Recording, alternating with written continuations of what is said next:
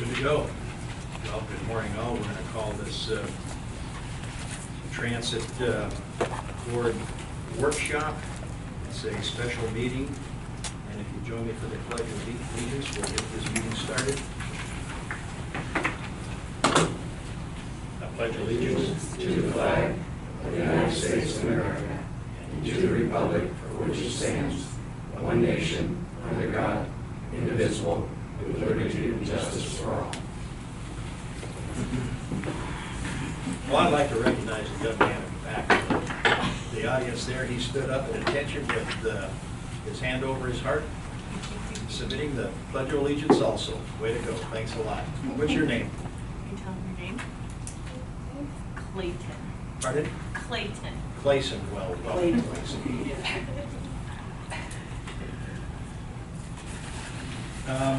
So we had introductions of guests. So Clayson will introduce you as our special guest. I don't think we have any other special guests. So I'll entertain a motion to approval or modification of the agenda. I move to approve the agenda. Second. Ms. Henderson, motion to approve the agenda, second by Mr. Hanold. Any further discussion? Hearing none, all those in favor say aye. Aye. Any opposed? Motion carries unanimously. And Lance, I didn't say good morning, sir. Item number 1 on our agenda is discussion with possible action regarding the possible fare system implementation and reinstatement of Route 412. And Ken, will be doing the presentation. Thank you, Mr. Chairman. At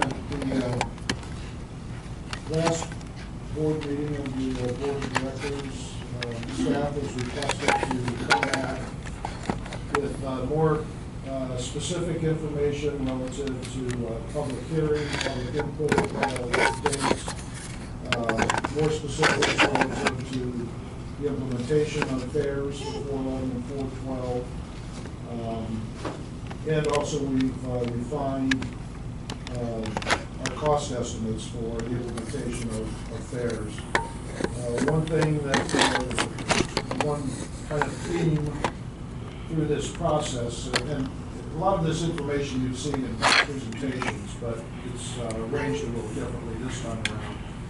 But kind of the primary theme throughout this presentation is the fact that we have identified the specific routing for 412. We've narrowed down all the options, come to a specific conclusion on routing for 412. And we are presenting an additional option relative to fares. Previously, you've seen recommendations or options relative to fares, fare collection for 411 and 412.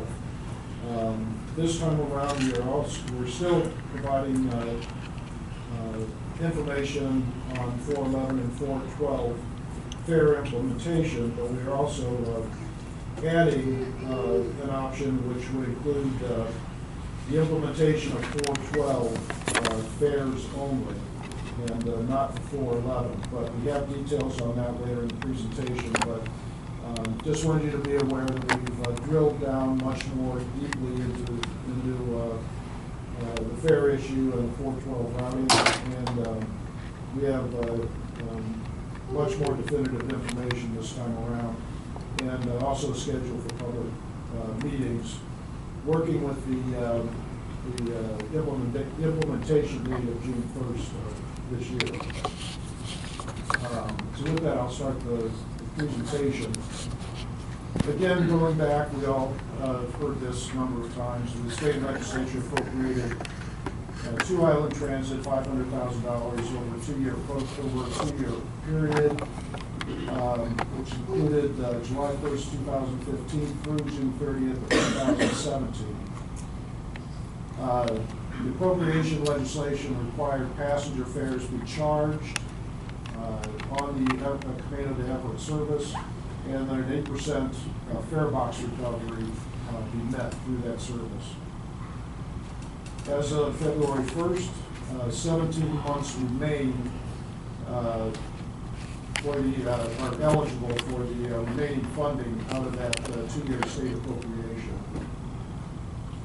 The IT board approved the collection of fares on inter-county routes 411 and 412 previously. Some miscellaneous considerations relative to the board and for the board's discussion. Scheduling of public meetings, we have a proposed schedule for those later in the presentation. There will need to be an adoption of fare policies for the inter-county commuter service for 411 and 412. Adoption of reduced fares for elderly, disabled, children's vets, so on. And these are all things that the board has discretion in determining which reduced fares they want to implement and how and when and so forth. But this is just kind of a laundry list. Use of student passes for Everett Community College and Skagit Valley Community College. And then the board will also need to approve at the end of the day the routing and the schedule for Route 412 between Camano and Everett. And then after the public meetings, the board workshop, final adoption of the fare policy. So you've seen these numbers. This is our estimate based on 2013 ridership, and this average was taken on an average of 8 round trips. At that time, we had 21, almost 22 riders per round trip, and we're projecting 15.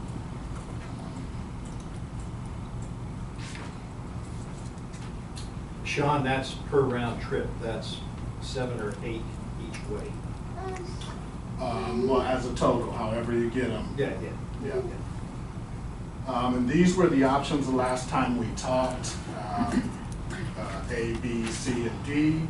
And since we've talked, we've done quite a few meetings with Skagit, with community transit, and we've talked about the various options, Terry's Corner to Smoky Point, Terry's Corner to Everett Station via pulling into Smoky Point, and also Terry's Corner to I-5 Park and Ride, which we thought was going to be, something that we were really interested in.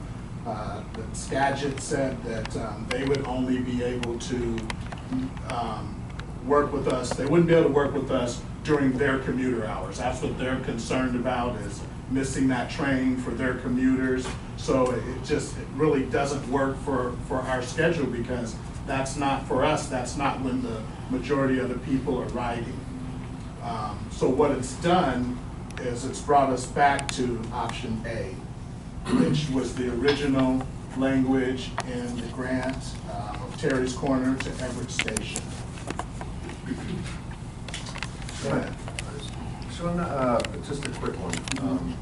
That decrease in ridership is probably based on a temporary amount of time. I mean, a limited amount, because without any, especially a fare, all of a sudden, but fare increases resulted a decrease over a short period of time.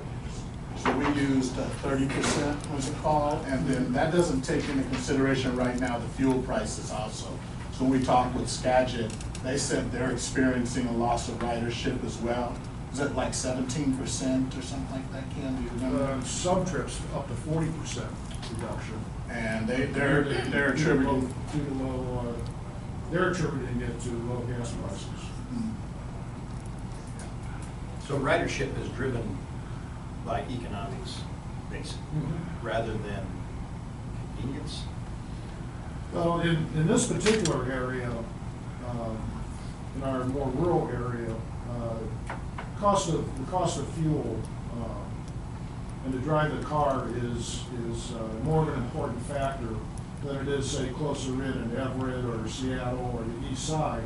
But they're more concerned about the time it takes, congestion and also air pollution, and also it's more convenient in the denser areas. So the cost of gasoline plays a much bigger role in whether or not public's going to ride public transit these distances. So the longer the commute, and the cheaper the fuel, the more likely people are going to drive rather than continue riding transit. Yes, it is a very economically driven service. So, price of gas goes up, we have more riders, but we have more cost too. Well, our costs. Yeah, our costs are up. Sean, could you go back to the previous slide that you had there? I didn't quite understand the logic about why it doesn't work to go to Smoky Point when you referred to schedule and not community transit. Okay, so a couple of different things. So one is just Terry's Corner to I-5 Park and Ride. So that's not Smoky's Point.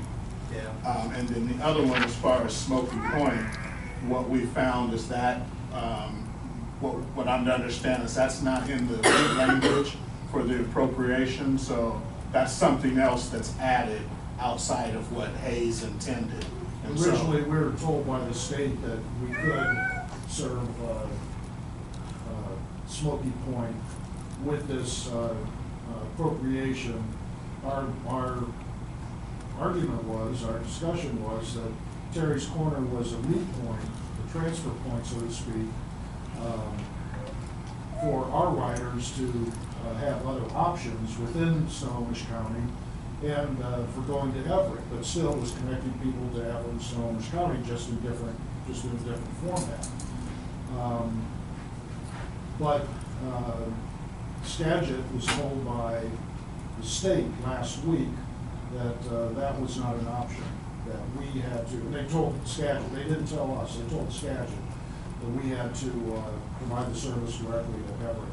Don't you think we should get that information directly from the state rather than hearsay? Well, we could do that, but it does interrupt our planning process and the process to get things moving for the June 1 completion date. And added to that, Smoky Point logistically would require a little more out-of-pocket costs on our part above and beyond the grant amount. For security of parking spaces that pay for it. Well, no, Rent for parking. community transit was giving us bay spots at Smoky Point. But the issue comes up, to serve Smoky Point, you need a little more cushion for the segment that goes to downtown Everett. And we would have to provide probably at least one more trip in the AM and one more trip in the PM to allow for more options going to downtown Everett. Because a lot of our funding would be consumed to go to Smoky Point. So we're trying to provide the best options given the limited amount of funds we have. And to go to Smoky Point would require a little more money at the end of the day for us. And it would take away from the amount that we can provide directly to downtown Everett. So chime in the rest of the board members here on this. I don't want to dominate this conversation. I'm not quite tracking exactly why we are not permitted to go to Smoky Point. Is it a fact that the grant is specifically says we have to go to Everett Station? Or are we basing a decision on hearsay from somebody else? Well, the legislation says Everett. It does. It says Everett. We know that for a fact. It says Everett. It doesn't say downtown Everett. It doesn't say Everett Station. It says Everett. However, there are a number of ways you can get to Everett from Smoky Point. If a rider needs to go to a medical appointment in some other area of Everett, they've got options to take local service from Smoky Point to go to other points in Everett and Snohomish County. Right. But based on the state's interpretation, they strictly want to adhere to the consumer aspect, or the commuter aspect of the of the program. The intent was to run an express service from Camano Commuter to service, yeah. Everett. Yeah. Right. That was the intent of the legislation. Yeah. From my And I don't think it specifically says commuter service, but I know that was the intent. But commuter service is available from Smoky Point too, so. The idea about Smoky Point was it would allow for more options for people from Stanwood and Camano to go to other areas in Snohomish County. At this point, given the amount of money we have and only a little more than a year left on the grant, right now it just seems that we should, rather than try to pursue Smoky Point any further, it's just to apply the money to the direct service to Everett Station, but continue to have Smoky Point in our long-term planning considerations. So, Matt, have you read the legislation? Not recently. Pardon? Not recently. I'd have to look at it. Yeah, I just, this is one of those things, this is the best interest of the ratepayers, the taxpayer, is in the best interest of this transit district, and it isn't consistent with the legislative requirements. And I'm not really hearing you say, yes, it is defined as it must go to the Everett Station, and it is actually cheaper to go to the Everett Station.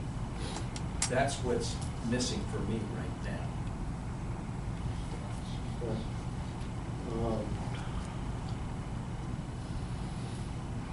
Well, we can pull the legislation up. I don't have it in front of me, but. It's unlikely to be that specific. Pardon? It's probably not that going to be that specific. No. Not to say directly that legislation, no. Jackie, Lance? Any? I'm fine with going directly to Everett. Yeah, I agree, but I think as you were alluding to, that perhaps sometime in the future, changes could be made to that. We have found out through this process that there is one, for sure, and possibly two, regional medical facilities going in at Smoky Point, which definitely would be another draw for medical trips coming from Stanwood to Camano. And as you know, it's a major commercial right now. Community Transit has it on their radar as a major transfer point for North Snohomish County and South Skagit. So I think it needs to stay on our radar as well. But at this point, I don't think it's the time to jump into that. Another concern that came up that we couldn't resolve amongst Skagit and community transit planners was how would we work out the fare system, transferring at Smoky Point, and who would assume what fares and who would provide transfers, and it got really, really murky, and you just don't have parts. Right? Too many moving parts. Right now. It's meant to be an express service from Camano to Everett, was my understanding. And if we start throwing in different stops, and the whole thing is too, you've got to look at it from the customer's standpoint. If you're getting picked up, you're coming from Camano, then you got to switch buses in Terry's Corner, then you got to go to Stanwood, and or to Smoky Point, and switch buses again, then you go to Everett and get to where you're going. I'm going to drive.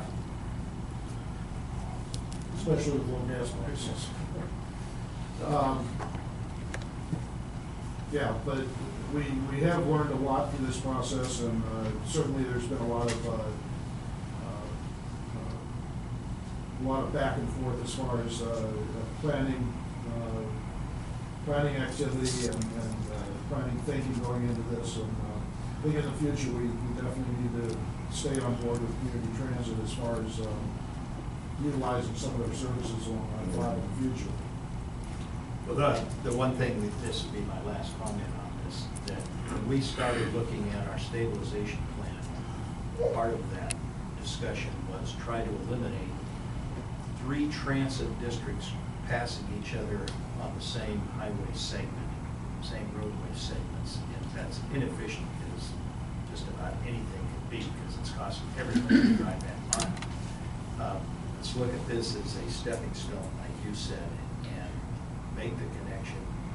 But, you know, we would not be the only transit districts, plural, to have an interconnecting system that works, because we do it all over the world. You know, the state of Washington is not an enigma of transportation system. And I can say that duplication of services came up many times in our discussions with community and with Skagit, and with Wapner for that matter also. Duplication of services is you know, on the priority list. You know, we're trying to reduce that. So you know, that needs to remain on the radar and top priority. And perhaps for the next legislative biennium, as we go through this drill again. And I think in the TDP process, you know, adding that to our plans in the TDP and getting more detailed, maybe and more aggressive in some of the things we may want to do in the future, including that and document that in the TDP process. Anything else? Thank you, Sean. Okay. So here, this is a chart that Paul has prepared, and it has all the various options on there that we've looked at up until this point. And we've highlighted what we've come back to, which is Terry's Corner to Everett Station. And so those are most of the costs that are associated with running that service. Anybody has any questions on that? So the Terry Corner Everett Express is second from the bottom in terms of being the most efficient cost-wise. We're talking about $2.94 per. Well, that's the number of trips. Oh, okay, I'm sorry. Yeah. So 3 trips a day is what we're. 3 round trips. 3 round trips is what we're able to do based on what they're giving us.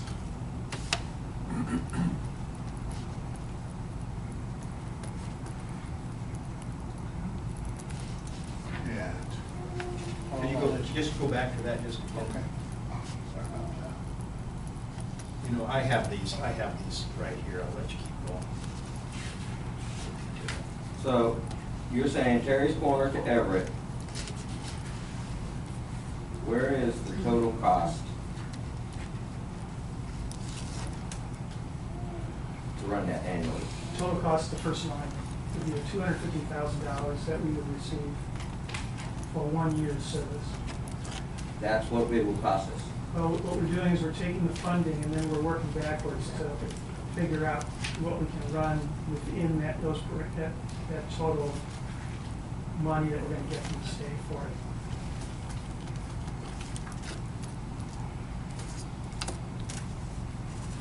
So it starts off with the total monies that we would get from the state, and then it was calculated down to a dollar figure per day, and then we have an estimated billing rate for full costs of our service, and you know we calculate down to cost per round trip based on the number of hours that it would take to do a round trip. And then, Yeah, I see it, huh? And then we determine the number of round trips per day. So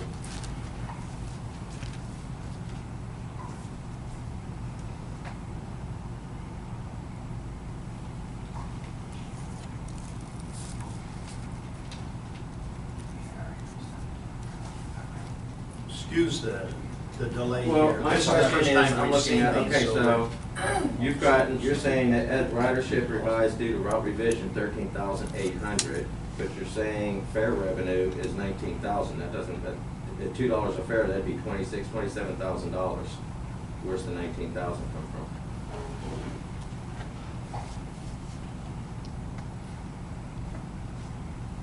Estimated 2016 ridership, 13,814. Reduce it by 30%. Huh? With the 30%. No, that's estimated. It would be the second to Oh, last okay, figure times all right, 2. okay, I see it done, okay. And that's based on 2013's numbers, so we really don't have numbers to go on because this is gonna be starting at 0. Where we can't go on, and you've got a lot of people that are already.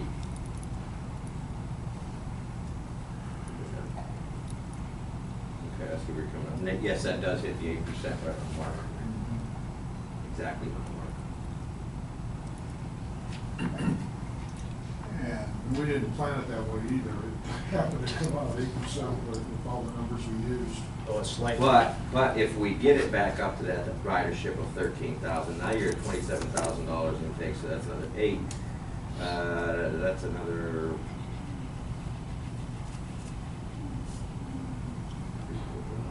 That'll put you at about 14–15%. Well, The more riders you get, the more your return rates are. the 19,339 is slightly less than 8% of the 250,000. Close to for government work. It's pretty close, yeah, with that factor of the reduction of 30% ridership is probably going to get in there. When I spoke with Jefferson's financial manager, she stated that they have about 4% recovery rate right now.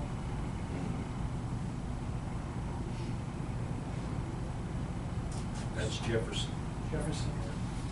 Is there some leeway in the legislation that if we don't make 8% like immediately, we have some time to? The legislation says approximately 5%. That's based on $2 per rider. So I'll turn the next couple sheets over to Paul. You have those in front of you.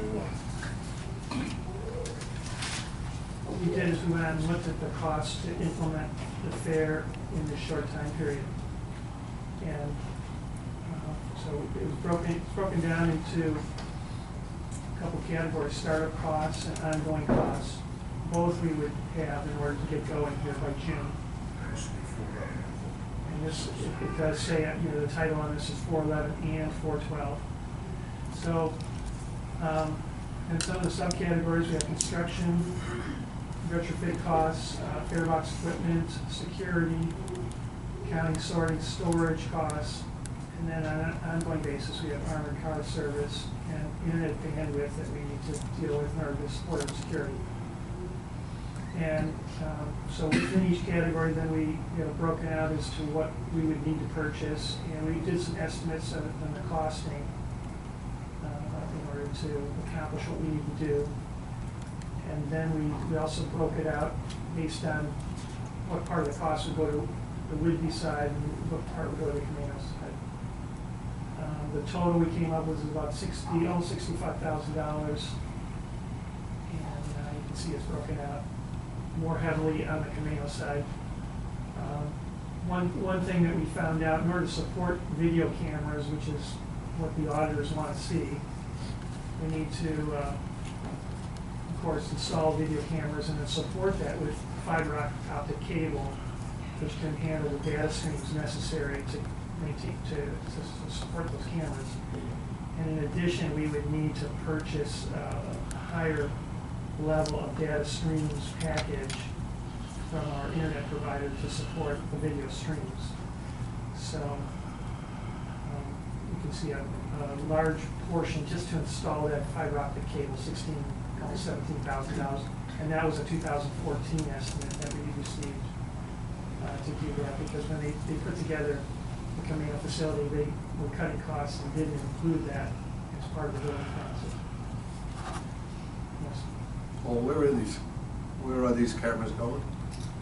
Well, we would need one camera in the room, probably one just outside of the room, and perhaps another if it's depending on how the facility is situated. We'd have to hit it from different angles. So, like Skagit had one inside their room, and I think one or two just outside of their building, mounted to the building, so you have coverage of the whole process of entering the room, and whenever you do an exchange with your armored car pickup, you want to pick that up as well, and probably want some coverage of a person moving toward that area if there's some sort of pass off of fares from the buses to the facility. I see. The difference with Skagit was when they pull up, they have a building and someone takes the vault out, drops it in there, and we don't have that capability, so you'd have to walk the money into the building, and so I guess the basic premise is not letting the money out of your site, so. Do we have a drive-through section where that would happen? No? No. Paul, where is, you got 64,000 on here is the total cost. Where does that line up on the cost for the previous page there where you had total cost for operations? Well, it's not included in the cost of the service. This would be in addition to the monies that we would just put out there in order to run the buses. So this is kind of more closely aligned to the idea of startup costs. And capital costs in a sense. There are some non-capital items like that internet bandwidth, armored car service, but by and large, most of it is just startup costs. Yeah. Go ahead, Rick. Can we use some of the grant money that has not been used to date as far as for the startup costs? There is some of those items could be funded through grants, mostly security. Well, I'm talking about the $500,000 Ever Connected grant. That doesn't cover capital. Strictly operating. And we know that for a fact. Yeah. And then where would that 64,000 come from on the budget? That's a good question. I would imagine it would have to be operating cash. We could use some reserve money somewhere if we wanted to, but just to keep it clean, I think that, this is an operating function, probably take from operating cash. And what does that do to our bottom line in our budget? Besides reduce it by $64,000. But this is for routes 411 and 412. So the 411 funding we can use for retrofitting buses and installing fare systems. Yeah. That's from Barbara Blady's mile to mine to yours. So we could build this to the 411.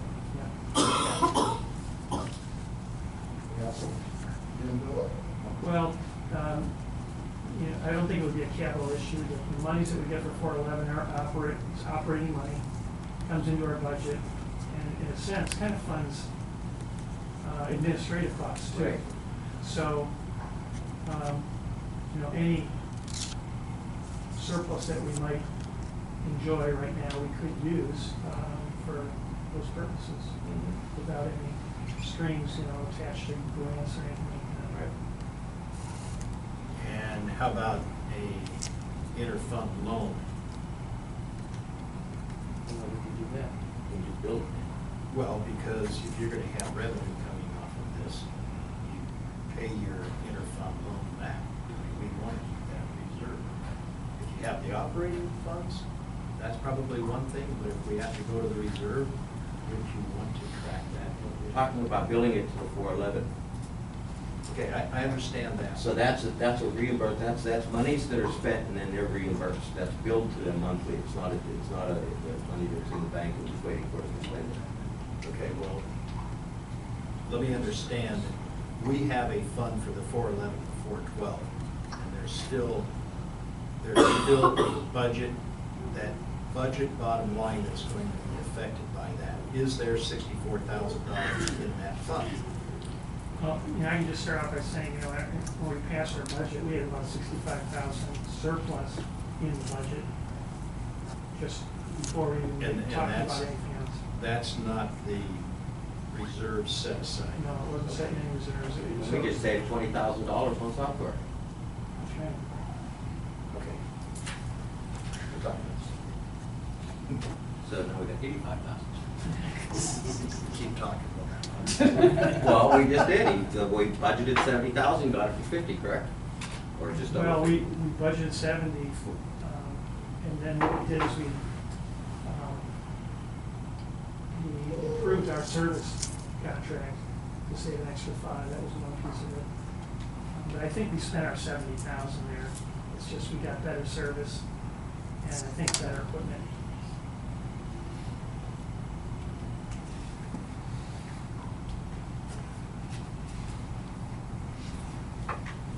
Mr. Chairman, I'd also like to point out that we had several discussions with Skagit relative to some of the collection administrative costs at Camano, where we could share some kind of write-on or share some of the services of Skagit to kind of reduce our costs in terms of counting and sorting and delivery to the bank. And those discussions were not successful, not because Skagit didn't want to do it, but a lot of it had to do with their process as well. Their bank no longer counts their money, which they did previously, and that was a big factor for us to have that whole task provided by the bank. They do not use the same bank that we do, and that was another issue. And then when we reviewed the costs involved of going back and forth to Skagit and requiring 2 people to be with the money at all times, logistically it didn't pencil out in terms of being efficient for us. So we concluded that we were going to have to take on all of those services, and so those services are now built into this amount. It doesn't involve any assistance from Skagit. So we were counting on Skagit a lot for that, and it didn't come through. So Ken, let me ask you this question. We have a rider going from Oak Harbor to March's Point. They pay $2 and they get a transfer to continue on to, let's say, to Mount Vernon. So we get the $2 when they board the bus. Well, actually, the way this thing is written up, they pay when they get off and they get a transfer, or could get a transfer. So when they're coming the other way, wouldn't they pay Skagit to get on the bus, their $2 or whatever that fare is? I think the fares are comparable. And they get a transfer, and we honor their transfer coming this way. So you don't have a passenger paying $2 to Skagit and then get on our bus and pay another $2. I think number-wise, if you have people doing round trip, you're gonna pay going over. You get it, and you pay the other agency coming back. So you don't do all this money handling thing and trying to sort out the pieces of who's going to Oak Harbor and who's going just to March's Point. Did you guys discuss that? We've discussed transfers, yes. And that is a possibility, and something we could, if both boards agreed, that's something we'd work out with an interlocal agreement, I would assume. But no, that's something we've been discussing, and that's kind of an open topic. So that would be fairly onerous, in a way I could see them saying, well, we don't want to do it that way because, most of our riders are going Anacortes, Mount Vernon, because we're in their district. So, but then for our riders aren't going to ride on their system free, but they should be acknowledged. And if they're going to be going to Mount Vernon, some of them are going to stay there and come back by other means. But by and large, people depending on, relying on transit are, they're going to work, going to school, they're doing the round trip thing. So does that make sense to approach it, to simplify it like that? We can continue to further that discussion with them and get it into a more formal state, if you'd like me to pursue that. I mean, it's been an open discussion at this point. And it's been a positive discussion. We can further that along if that's the desire of the board. What do you all say here? Yeah, I thought we'd already beat that to death, that we're gonna have transfers in between the, I mean, we've discussed this time and again. When you get off of one service and you've paid already, and you get onto the other one, there should be a transfer there. Well, it's taken some hard discussions to get to that point with the other agencies. But we are at that point where that could become a real possibility. And I can have an answer for you next morning. Yeah, I mean, they either want to play or they don't. If they don't want to play, fine. I mean, the customer's going to have to say, okay, well, I have to pay twice or whatever the case may be, or drive. Yeah. That's the idea. This is being done at the request of the people that want the service. That actually, not challenging your comment about they have to pay or drive. They probably will ride before they drive because it's more expensive. Even at $4 a round trip, it'd be more expensive to drive a vehicle. But I think what we're trying to do is help our Island Transit residents and not penalize them. I would just hope that we could work something out with Skagit to make that work. Well, we've been talking about it for months, so Yeah. we've talked about transfers. This is in virgin territory.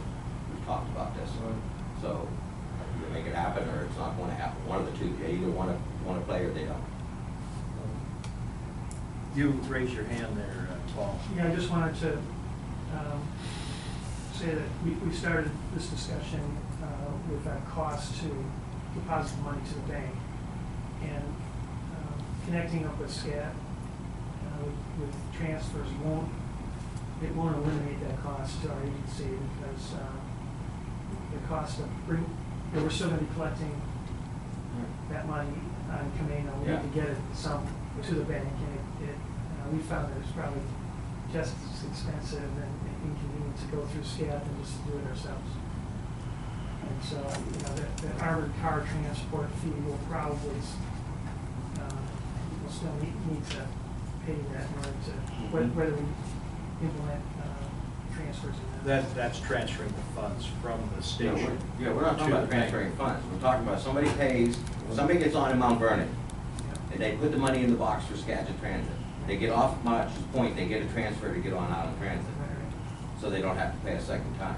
If SCAT doesn't want to do that, then we just don't do transfers. If people pay twice, that's just that's the cost of writing. I think Paul's talking about something else. He's talking about collecting of the fares, but whether there's transfers has nothing to do with collecting fares. Hold on. You were talking about transferring the money from the station to the bank. Yeah, basically from our Camano locations of the bank.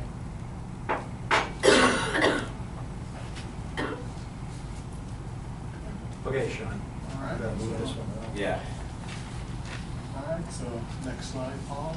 Well, this slide is simply a subset of the previous one. It only looks at Camano costs if we were to do Route 412 only. So it breaks it down again. We would still be having to do the full internet bandwidth cost, but otherwise it would just be the other Camano cost for a total of about $49,000. Yeah. So it's going to cost $49,000 to implement a fare system in Camano doing 412 only, and it costs $65,000 to do it for the 411 and 412. I can't see the wisdom in doing it for the 412 only when we don't even know, because the big question here is that we don't even know that we're going to do this, because I'm still waiting to hear something from the state that says that we're not going to turn around a year from now and say, well, the state is no longer subsidizing this route, so we're just going to cancel it. So that's a big if, okay? If we're going to only do one route, I would say you do the route that we have established, which is the 411 Express. Anyway, if you look at the numbers, it just doesn't make sense. Yeah. No, I don't think we're at least in this biennium period, we're not going to get away from it or get a guarantee from the legislature that we're not going to go through this drill again. I think we can assume we're going to go through this drill again at least one more time. Now, Paul, you have help me out here, on the Camano portion, on the 411-412, is 45-409, which is kind of a minor item. We go 412 only. Right, That's because, a little bit more. yeah, it's because we're now taking the full internet bandwidth cost, because in order to support those video cameras in Camano, we would have to bump up our bandwidth. And whether it's for both facilities or just Camano, I think we still need to do that. All right, Sean.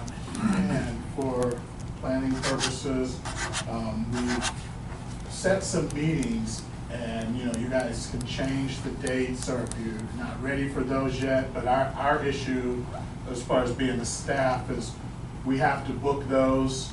You know, they're booked. Tax time is going on right now, and they're having us book, you know, further out, and so that's gonna affect that June 1st deadline. But the meetings that we have tentative for Whidbey would be on February 17th and March 8th.